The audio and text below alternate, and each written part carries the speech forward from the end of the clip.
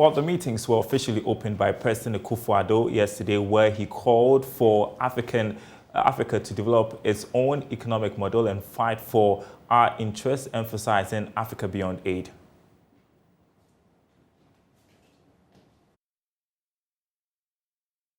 The end of these meetings, Africa expects a framework that reconciles people and planet for peace. We cannot fail the people and the planet. Both must win. But for this to happen, Africa must win.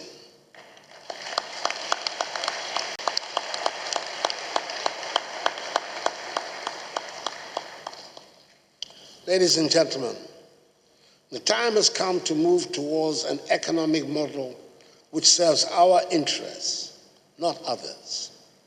Profits from our resources have benefited foreign creditors for far too long. Now more than ever, it has become urgent to take the necessary steps to transition us towards become a resilient continent. Africa must exploit her productive capacities collectively and build the capacity of her continental development banks in order to realize the Africa we want and an Africa beyond aid. And that was the president opening the AfDB meetings yesterday. Let's discuss this. Joining me on Zoom, Dr. Daniel Amate-Nim, who is Executive Director, Policy Initiative for Economic Development, and Isaac Hubert Arthur, who is also Executive Director of the Africa Center for International Trade and Development. Great to have you both on our program this afternoon. I want to start with the president's message at the opening of the AfDB meetings yesterday, his hopes of an Africa beyond aid. What would it take to achieve that, Dr. Nim? Thank you very much. Africa beyond aid is possible, but it demands that we do a lot of work. Number one, we need a very strong inter-Africa trade. Secondly, we need to mobilize our own resources and do a lot of investment with our own capital. And another thing, in my humble opinion, I think it will help is for the continent to be able to leverage on the resources that we have. That is by adding value to our resources rather than exporting them in a raw state. So we need that collective collaboration as a continent, as a bloc, to be able to achieve Africa beyond aid. We should be able to negotiate as a bloc, not as individual countries. And as a bloc, we should be able to employ professionals, technical people that will be able to push that agenda. And the last on the list is that strong political commitment to be able to drive the continent to a level where we could achieve Africa beyond aid. And Isaac, the president talks about fighting for our own interests. One of the areas we have tried to do that is in the area of trade. How successful do you think we have been?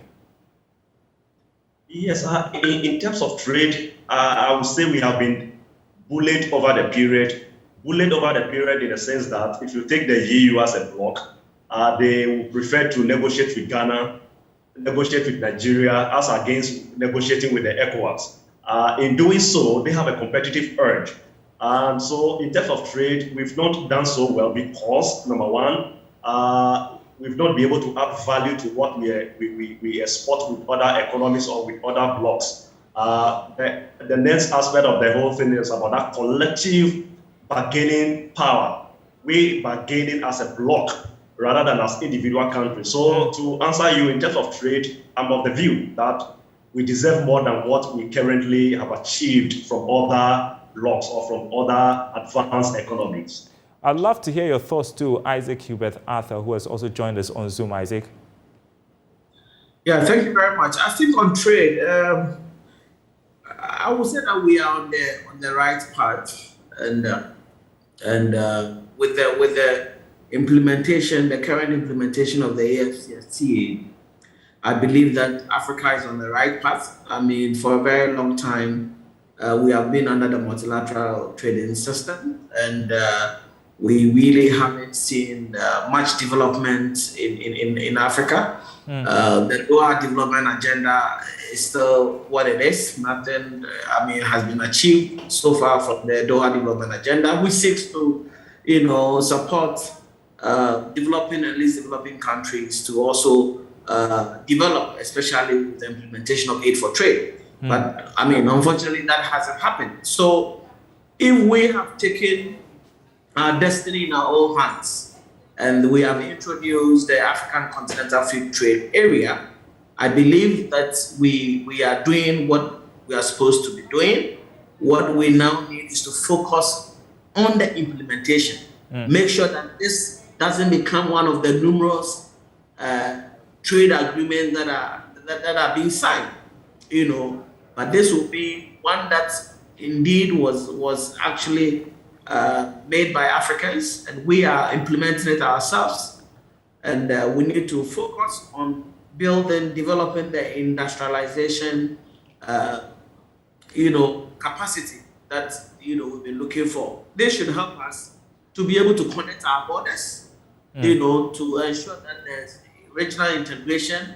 It becomes more effective, especially looking at the regional blocks, and then also continentally. We have a lot of challenges with the AfCFTA, I must say, but we are still very optimistic that as countries begin to, engage more with each other, and then also, start the implementation of the AfCFTA, especially on trade facilitation, it's going to lower some of the, the non-tariff barriers, and then also the technical barriers that we have, so that at least there'll be more trading within the continent. So I think, yes, on trade, we are not doing bad. We just need to focus and let private sector really have a major interest and a major contribution in this implementation of the AfCFTA. Because at the end of the day, it's our own businesses, right, our own philanthropists who are going to support us. That brings us to domestic resource mobilization. If we do not want to be dependent on the Bretton Woods institution, then what it means is that we ourselves must generate our own, revenue, and then we must also be able to mobilize domestic support, especially from the private sector. And that is we could really do that. But I doubt that we'll be able to stay away completely, at least for now, from the Bretton Woods institution. Most of the projects that are being implemented to even support the AfCFTA, these are the same people who are supporting us, funding most of the projects. So, all right. That should tell you it's quite a challenging moment, but I believe that, once we begin to deepen this conversation and then push for domestic resource mobilization, we may be able to take our destiny in our own hands. And Dr. Neem, the president talks about an economic model for Africa. What would that look like? What would that entail? Thank you very much. Even before I answer this one, I make a point in respect of AfTA. For the fact that you have the Bretton Woods institutions and other advanced economies supporting you from your initial stage is an avenue for future disaster, so to speak. Or it's a way that the AfTA will be owned by such people. And that's the reason which I'll narrow it to an economic model. The kind of economic model that we need as a continent is an economic model where we can mobilize our own resources to be able to drive our own development agenda. If as a continent, as a bloc, you do not have resources, so about less than 60% or 70% of your own resources to drive your own development, and the bulk of the resources is coming from outside, you could be taken off your growth trajectory. The reason because they also have an agenda. Their primary motive is to develop their economy, is to suppress Africa, and that has been the norm, that has been the development architecture over the period. So to be able to deconstruct that architecture, number one, you need to mobilize your own resources, you need to finance your own development, and you need to add value to whatever you produce as a continent. To me, these are the critical elements that must be in any economic model that will transform Africa, or that will move Africa or beyond the aid agenda. So these are some of the things that we ought to be done. Recently, I read that even the United Kingdom wanted to help us devise some strategy for AfDB and also to fund AfDB. Recently, we all know that the Britain exit from the EU bloc, and they are looking for Africa or they've seen Africa as a very huge market. And some of these initiatives, as much as on the surface it looks good, there is a hidden agenda behind it. And that's the reason which we need to own our own development. And by owning your own development, you need to drive it with your own resources. And that is critical. If you are solely depend on other people or other institutions to drive your own development, and that's the reason which the call by our finance minister that the African Development Bank should be able to mobilize so much to support the continent. To me, I see it as a call in the right direction. If you don't do that, you are off the track, and that has been architecture over the period. If you analyze economic history of Africa, that has been the case. Right. And as we conclude this conversation, I want to turn over to you, Isaac. You talk about the fact that you don't think that we can completely wean ourselves off the help of Bretton Woods institutions just yet, but we've got to begin from somewhere. We've started with trade, and as the leaders meet during the days of this week, what sort of outcome do you expect? Well, I mean, I will expect that an institution like the AfDB will actually be an African, of course, we know it's an African institution, but we expect that they will begin to really focus on Africa and then fund projects that are very practical projects that will bring about our transformation. Not funding projects that really do not, do not contribute to solving the current problem that we have. We have problems in Africa. Even considering trade, why are we allowing these same Bretton Woods institutions to be funding even country strategies for implementation of AfCFTA? You can't just understand. So we need the African institutions like the AfDB, like the AfDB banks, to really show up, take up the initiative to fund most of the development projects that we have. We need them. There are so many of them. Countries are struggling, developing even export strategies, AfCFTA strategies, industrialization strategies, and when those strategies have been developed, they need to be implemented. Now, we need special free zones in Africa. Who is going to fund the development of special free zones?